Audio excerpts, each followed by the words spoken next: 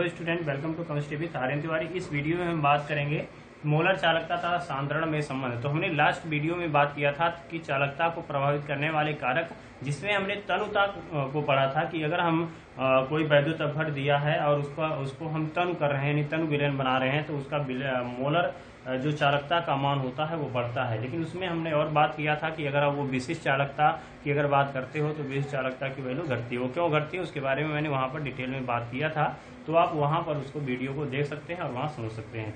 अब उसमें भी अगर आपको और डिटेल में जाना है तो आपको ये पढ़ेंगे कि मोलर चालकता तथा सांद्रण में संबंध। तो आप जानते हैं कि मोलर वैद्युत अपघट दो प्रकार के होते हैं, प्रबल और दुर्बल। ठीक है, तो उसके बारे में बात करते हैं। तो प्रबल और दुर्बल वैद्युत अपघट की जो चालकता थी, ठीक है, तो उसको कैसे हम ग्राफिकल रिप्रेजेंटेशन उसका हम कर सकते हैं, उसके बारे में ये हम पढ़ेंगे। ठीक है, तो इसमें कह रहा है कि प्रबल वैद्युत अपघट के लिए मोलर चालकता का सांद्रण के साथ परिवर्तन, या हम कह सकते हैं कि प्रबल वैद्युत अपघट की मोलर चालकता तथा सांद्रण यानी सांद्रता में संबंध। ठीक है, तो ये आप बात कर सकते हैं।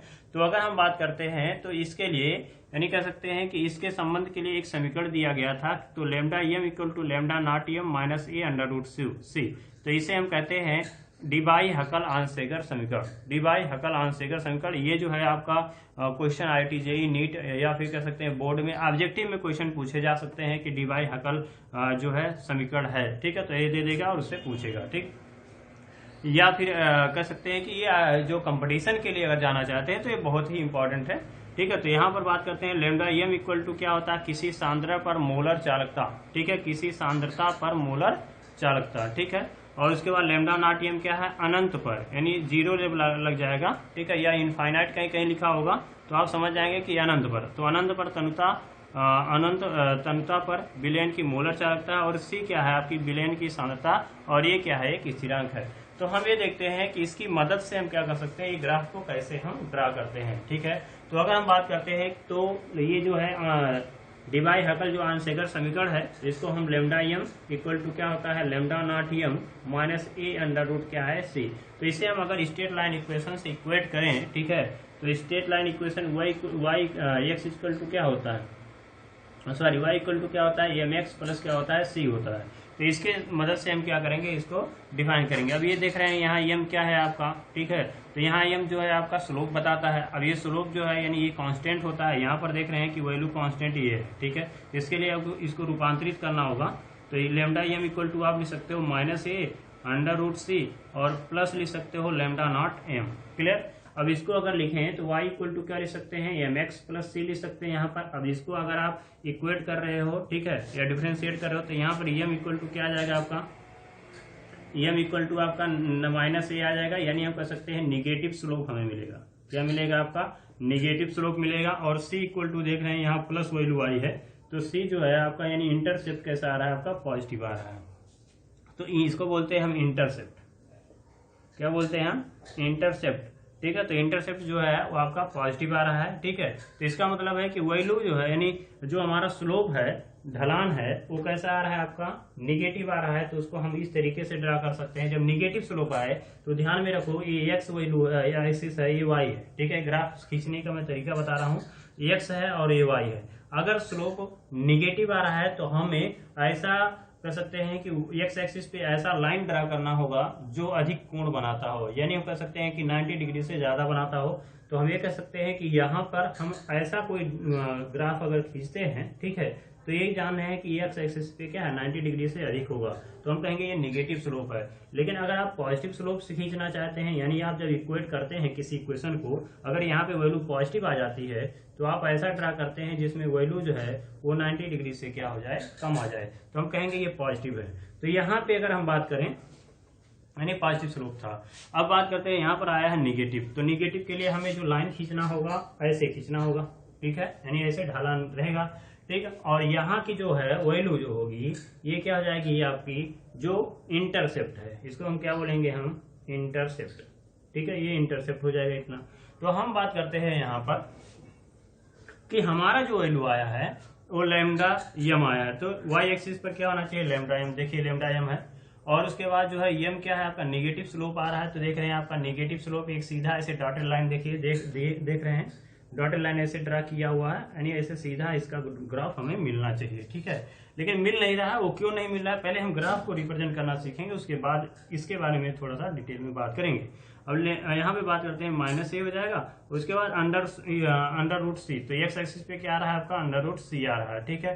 तो अंडर रूट सी देख रहे हैं एक्स एक्सिस पे है, ठीक है, और यहाँ पर उसकी वैल्यू दी हुई है, और उसके बाद यहाँ पर सी जो है उस इंटरसेप्ट जो है वो लैम्डा नॉट एम, तो यहाँ पर देख रहे हैं ये जो वैल्यू है वो लैम्डा नॉट एम है। अब लैम्डा नॉट एम क्या है उसके बारे में बात करते हैं, ठीक है। तो ये समझ में आ गया ग्राफ। अब बात करते हैं यहाँ पर कि ये ग्राफ क्या कहता है।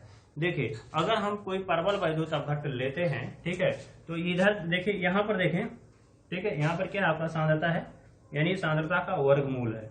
अब यहाँ पे बात करेंगे, अगर देखिए यहाँ पर 20 है, 40 है, 60 है, 80 है, 100 है, 120, 140, 160, 180 यानी 200, यानी इधर जा रहे हैं तो आपकी कंसंट्रेशन जो हो रही है, सांद्रता जो है वो बढ़ रही है। यहाँ पर जा रहे हैं, यहाँ देखिए 20 है, 40 है, 60 है, ये ऊपर जाएंगे तो क्या होगा, इसकी मोलर चालकता बढ़ेगी, ठीक है। तो मोलर चालकता और उसकी सांद्रता के बीच में हमें ग्राफ खींचना होगा। तो ग्राफ क्या कहता है उसको समझेंगे कि अगर हम क्या करते हैं, कोई वैद्युत अपघट्ट लेते हैं, कौन सा, परवल वाला। अब परवल वैद्युत अपघट्ट मतलब क्या हो गया, जैसे मान लीजिए आप NaCl ले लिए, KCl ले लिए, तो ये सब क्या है, आपके परवल वैद्युत अपघट्ट हैं। जब आप इसको पानी में घोल रहे हो तो इसके आयंस क्या होंगे, आयनित होंगे, और आयंस जब आयनित होते हैं, मतलब ये पदार्थ क्या होंगे, आयनित होंगे, और जब आयनित होगा तो आयंस क्या होगा, मूवमेंट होगा, गति होगा। अब आयंस जब चलेंगे तो उसमें क्या होगा, कह सकते हैं कि वह विद्युत का क्या हो जाएगा, कुछ सुचालक हो जाएगा। यानी हम कह सकते हैं कि जो मोलर चालकता है वो किसके कारण है, वो आयनों के कारण है, ठीक है, यानी आयनों की गति के कारण है। अब देखिए यहाँ पर 20 से 40 60 है। अब मान लीजिए आप क्या कर रहे हो, इसमें क्या कर रहे हो, आप सांद्रता बढ़ा रहे हो, यानी हम कह सकते हैं पहले मान लीजिए हमने 1 ग्राम KCl लिया था, अब आपने 2 ग्राम KCl ले लिए, ठीक है, अब 3 ग्राम KCl ले लिए, 4 ग्राम, ऐसे बढ़ाते जा रहे हैं। तो जब बढ़ाते जाओगे तो जैसे मान लीजिए K प्लस है और Cl माइनस है, तो K प्लस है और Cl माइनस है, तो इसको गति करने के लिए क्या चाहिए, जगह चाहिए। अब मान लीजिए K प्लस है और Cl माइनस जब गति करेगा तभी ना वो क्या होगा, उसकी मोलर चालकता आएगी, क्लियर। लेकिन आप क्या कर रहे हो, KCl और की संख्या आप बढ़ा रहे हो। मान लीजिए एक था, जब एक था तो ये आराम से घूम रहे थे, यानी गति कर रहे थे। जब आराम से गति कर रहे थे तो इसके बीच में इंटरेक्शन क्या था, कम था, यानी आकर्षण इसके बीच में कम था, और ये मुक्त रूप से गति कर रहे थे, जिसके कारण इसकी चालकता ज्यादा आ रही थी। यानी जब यह विलयन तन था तो इसकी चालकता ज्यादा आ रही थी। लेकिन अब आपने क्या किया, KCl की संख्या बढ़ा दी। KCl संख्या बढ़ाने का मतलब सांद्रता आप बढ़ा रहे हो। अब सांद्रता जब बढ़ाओगे तो क्या होगा, ये आयंस आपस में पास पास आ जाएंगे। जब पास पास आ जाएंगे तो हम ये कहेंगे कि इनके बीच, यानी प्लस और माइनस, यानी विपरीत आवेशों के बीच में आप जानते हैं कि क्या होता है, आकर्षण लगता है। तो हम कहेंगे कि इनके बीच का जो आकर्षण बल है उसका मान बढ़ जाएगा, और जब उसका मान बढ़ेगा तो हम ये कहेंगे कि ये आयंस फ्रीली मूव नहीं कर पाएंगे, यानी आराम से गति नहीं कर पाएंगे। जब गति नहीं कर पाएंगे तो इनकी चालकता कम हो जाएगी। तो यहाँ पर देख रहे हैं कि जैसे जैसे आप सांद्रता बढ़ा रहे हैं इसकी चालकता क्या हो रही है, घटती हुई चली जा रही है, क्लियर। लेकिन ये तो थियरी, ये तो अगर हम स्ट्रेट लाइन इक्वेशन से अगर बात करते हैं, ठीक है, यहाँ से हमने जब कंपेयरिंग की तो ये लाइन जो होना चाहिए था वो लीनियरली आना चाहिए, यानी कह सकते हैं एक रैखिक, हमें एक रेखा में हमें ऐसे आना चाहिए, ठीक है, लीनियर। तो हम कह सकते हैं कि लीनियर स्ट्रक्चर हमें मिलना चाहिए था, या लाइन मिलना चाहिए था। लेकिन होता क्या है कि इसमें जो है हमें कर्व जो है थोड़ा सा लीनियर स्ट्रक्चर हमें इसमें नहीं मिलता है। यानी जैसे जैसे आप सांद्रता बढ़ाते जाओगे एक सर्टेन लिमिट के बाद, यानी एक निश्चित समय के बाद क्या होगा, उसका जो कर्व है, यानी जो लीनियर आना चाहिए था वह लीनियर ना होकर के थोड़ा सा कह सकते हैं कर्व टाइप का हो जाएगा, वक्र टाइप का हो जाएगा।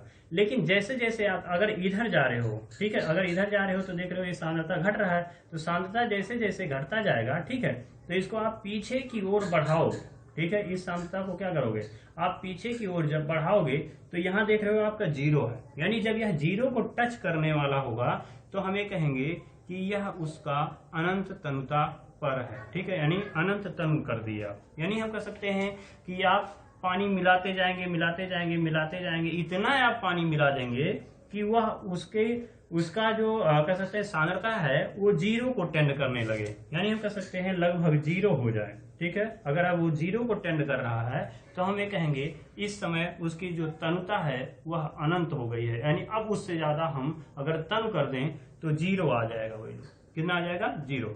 तो उस समय इसकी जो चालकता होगी उसी को कहते हैं अनंत पर, ठीक है, अनंत पर विलेन की मोलर चालकता, ठीक है, अनंत पर विलेन की मोलर चालकता। क्लियर।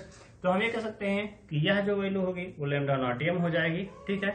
और उसके बाद बात करते हैं, ये आपका लैम्डा एम हो गया, ये सी हो गया। तो इसके माध्यम से हम क्या कर सकते हैं, इन वैल्यू को अगर हम यहाँ पर रखते हैं, यानी लैम्डा नॉट एम की वैल्यू हमें जब पता चल जाती है ग्राफ से, उसके बाद माइनस है, ये क्या आपका नियतांक है, नियतांक लगाएंगे। उसके बाद सी की वैल्यू पता चल जाएगी, हाँ इसका अनंत पर कहाँ आ रहा है, तो वो जब सी की वैल्यू कंसंट्रेशन आप लगाएंगे तो ये इसकी मोलर चालकता की गणना हम कर सकते थे। तो ये परवल वैद्युत अपघट्ट की गणना जो थी, परवल वैद्युत अपघट्ट की मोलर चालकता की जो गणना थी, उसे हम डिबाई हकल आंसेगर समीकरण से हम क्या कर सकते हैं, गणना कर सकते थे। क्लियर। अब हम बात करते हैं हम दुर्बल वैद्युत अपघट्ट के लिए मोलर चालकता का सांद्रण के साथ परिवर्तन, यानी हम कह सकते हैं दुर्बल वैद्युत अपघट्ट की मोलर चालकता तथा सांद्रण में जो संबंध होता है वो कैसे हम उसको डिफाइन करते हैं। तो डिबाई हकल जो आंसेगर जो समीकरण था उसको अगर हम देखें तो लैम्डा एम जो था, ठीक है, लैम्डा एम क्या था आपका, लैम्डा नॉट एम माइनस क्या था आपका, ये था, उसके बाद क्या था आपका अंडर रूट सी था, ठीक है। तो ये डिबाई हकल क्या था, आंसेगर समीकरण था।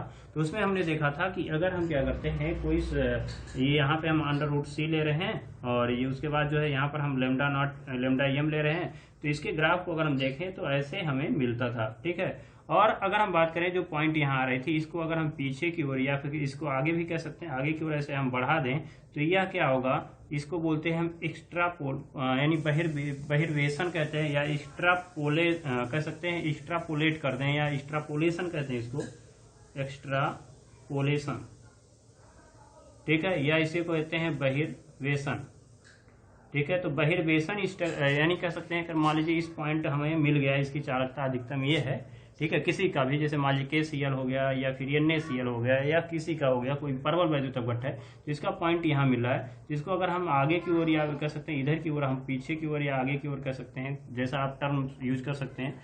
तो इसको अगर हम आगे की ओर यहाँ बढ़ा रहे हैं तो इसकी जो वैल्यू है वह 0 को टेंड कर जाएगी, यानी 0 के पास पहुंच जाएगी, यानी इस ग्राफ पे आकर के यहाँ पर मिल जाएगी, ठीक है, यानी y एक्सिस पे आकर के मिल जाएगी। तो हमें कहेंगे इसका ग्राफ जो है वो बहिर्वेशन हमें प्राप्त होता है।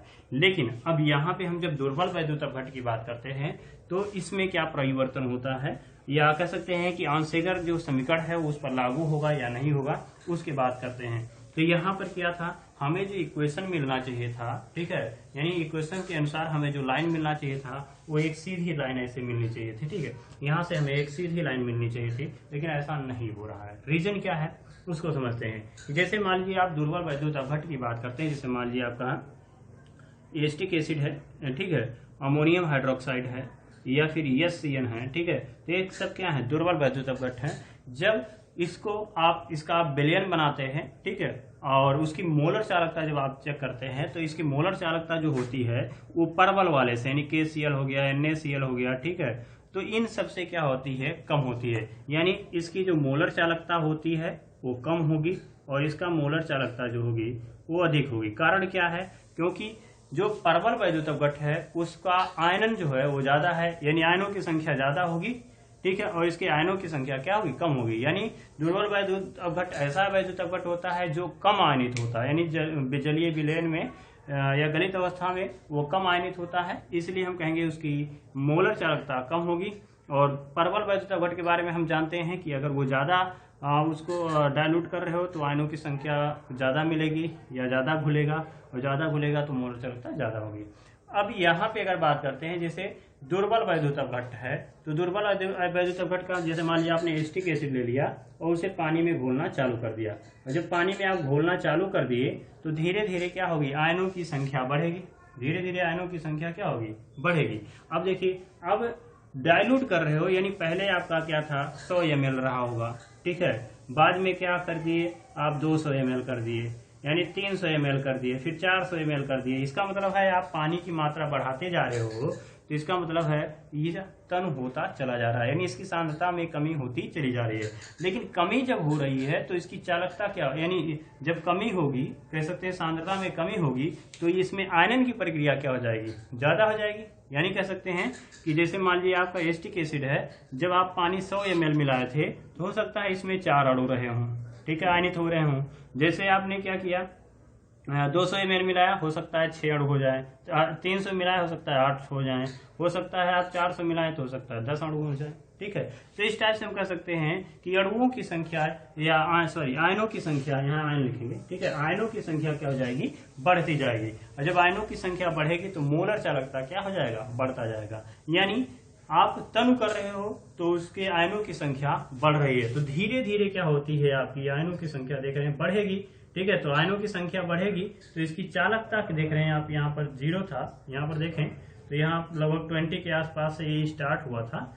अब ये आप तनु करते जा रहे हो, यानी इधर जब आ रहे हो, आप इस साइड में आ रहे हो तो देख रहे हो ये आपका 20 है, ये 40 है, ये 60 है, इधर जा रहे हो तो बढ़ रहा है, इधर जा रहे हो घट रहा है। तो इधर देखेंगे तो जैसे जैसे आप तनु करते जा रहे हो तो ये क्या हो रहा है, इधर आ रहा है। ठीक है, और इसकी चालकता देख रहे हैं कि पहले 20 था, फिर हो सकता है कि ये 25 रहा हो, फिर 30 रहा हो, फिर 40 हो गया, फिर 60 हो गया, फिर 80 हो गया लगभग। तो ये क्या हो रहा है, इसकी चालकता बढ़ जा रही है। लेकिन आप तनु करते जा रहे हो, एक स्थिति ऐसी आएगी कि यह इसमें आयनन की प्रक्रिया बहुत तेज हो जाएगी। अब जब आयनन की प्रक्रिया बहुत ज्यादा हो जाएगी, ठीक है, तो आयनन की प्रक्रिया ज्यादा होगी तो उस समय उसकी चालकता जो होगी, मोलर चालकता जो होगी वो बहुत ज्यादा हो जाएगी। तो उससे सडनली क्या होगा, एक ऐसा कर्व मिल जाएगा। देखिए ऐसा एक ऐसा आपको सडनली क्या होगा, हम कहेंगे एक ऐसा कर्व मिलेगा जिसको हम अगर यहाँ पर मिलाना चाहें तो इनफाइनाइट पर जाकर के मिलेगा। कहाँ मिलेगा तो लेकिन इनफाइनाइट पे मिलेगा। तो हम ये कह सकते हैं इसका हम कैलकुलेशन इसकी मदद से नहीं कर सकते, यानी हमें इसमें लैम्डा नॉट एम नहीं मिल सकता। ठीक है, और जब लैम्डा नॉट एम नहीं मिल पाएगा तो इसका मतलब है कि यह आंशिगर जो समीकरण दिया गया था ये फेल हो गया। यानी दुर्बल वैद्युत अपघट्ट के लिए ये जो आंशिगर समीकरण था, डीवाई हकल आंशिगर जो समीकरण था ये फेल हो गया था। इसलिए इसके बाद एक नियम आई थी जिसे हम कहते हैं कोलराउस का नियम, यानी जिसे हम स्वतंत्र अधिगमन का नियम भी हम कहते हैं। ठीक है, तो हम ये कहेंगे, फिर से इसको समझेंगे कैसे इसमें लिखना है। तो इसमें ऐसे लिखेंगे कि जब हम दुर्बल वैद्युत अपघट्ट को तनु करते हैं तो उसमें धीरे धीरे आयनों की संख्या बढ़ती जाती है। ठीक है, जिसके कारण उसकी चालकता धीरे धीरे बढ़ती जाती है। एक समय ऐसा आता है, ठीक है, कि जैसे तनु करते जाने पर एक समय ऐसा आता है कि उसमें आयनों की संख्या में अचानक वृद्धि हो जाती है, जिसके कारण उसकी मोलर चालकता भी बहुत तेजी से बढ़ जाती है। जब मोलर चालकता बढ़ती है तो उसका जो है ग्राफ जो होता है उसका जो ग्राफ है वह एक वक्र की तरह मिलेगा। ठीक है, एक कर्व की तरह मिल जाएगा। ठीक है, यानी कर्व हो जाएगा। अब कर्व की तरह मिलने की वजह से क्या होगा, इसका हम एक्स्ट्रापोलेटेशन नहीं कर सकते, यानी बहिर्वेशन। ठीक है, बहिर्वेशन, ठीक है, बहिर्वेशन या एक्स्ट्रापोलेटेशन वक्र नहीं मिलता है। ठीक है, वक्र नहीं मिलता है, जिसके कारण डीवाई हकल आंशिगर समीकरण यह असफल रहता है। यानी हम कह सकते हैं दुर्बल वैद्युत अपघट्ट के लिए दुर्बल वैद्युत अपघट्ट के मोलर चालकता तथा सांद्रण की व्याख्या हम डीवाई हकल आंशिगर समीकरण से नहीं कर सकते। तो उसके लिए आया था आपका कोलराउस का स्वतंत्र अधिगमन का नियम। तो अगला हेडिंग लिखेंगे आप कोलराउस का नियम।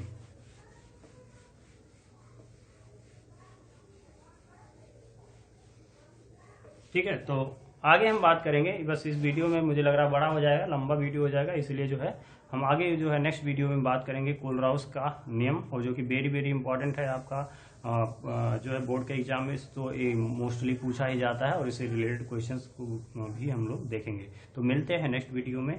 जय हिंद।